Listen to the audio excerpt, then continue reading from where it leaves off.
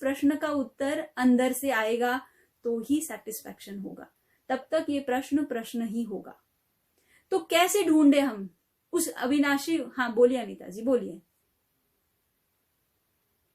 महाराज साहब, ऐसा होता है जब जब गुरुवाणी और जिनवाणी सुनते हैं, तब लगता है कि जब हम व्यवहार से निश्चय की ओर जाते हैं, तब हमें ये आभास तो कभी कभी होता है कि हूँ आत्मा छू।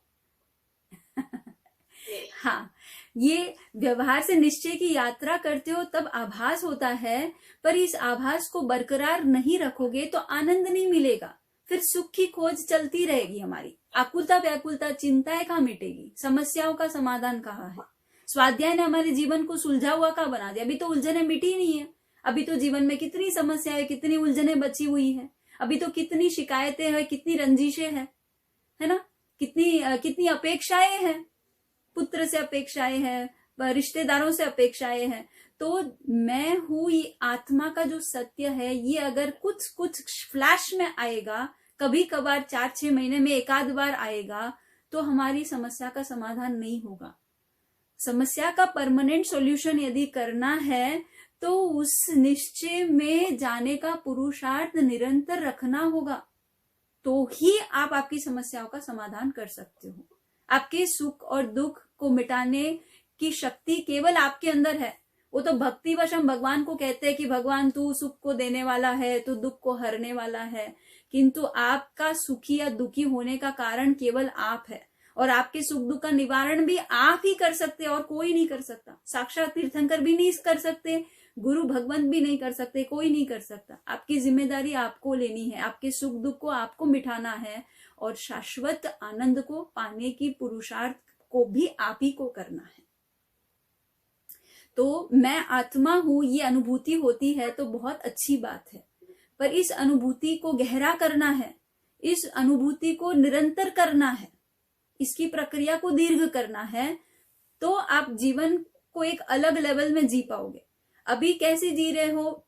आपकी दृष्टि में केवल आपके उत्पाद व्यय का सत्य ही आपकी जिंदगी का सत्य है, और इसीलिए समस्याओं का अंत नहीं आया अभी तक। जिनवाणी भी मिल गई और स्वाध्याय भी बहुत कर लिया, गुरु भगवान का जो कृपा है, निश्रा है, सानिध्य, वो भी सब कुछ मिल गया, पर अभी तक संसार का अंत नहीं दिख रहा है। ऐसे ही लग रहा है कि क्या होगा, भव भ्रमण हमारा नहीं रुका तो कहाँ जाएंगे। ये अभी तो समस्या ही बनी हुई है।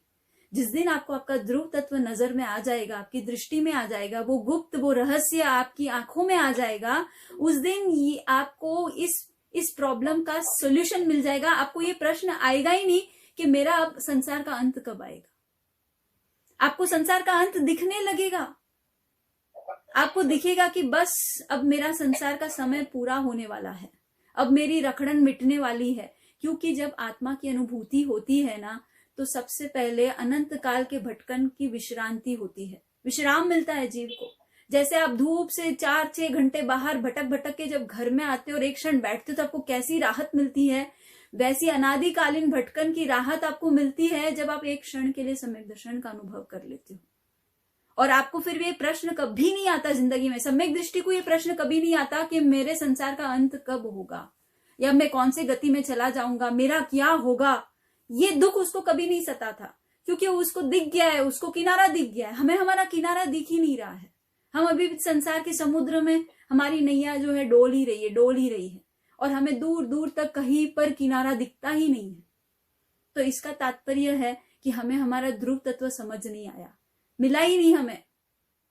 तो हमारा जो अविनाशी तत्व है, जो छिपा हुआ सत्य है, जो हमारा शाश्वत सत्य है, उसको पहचानो।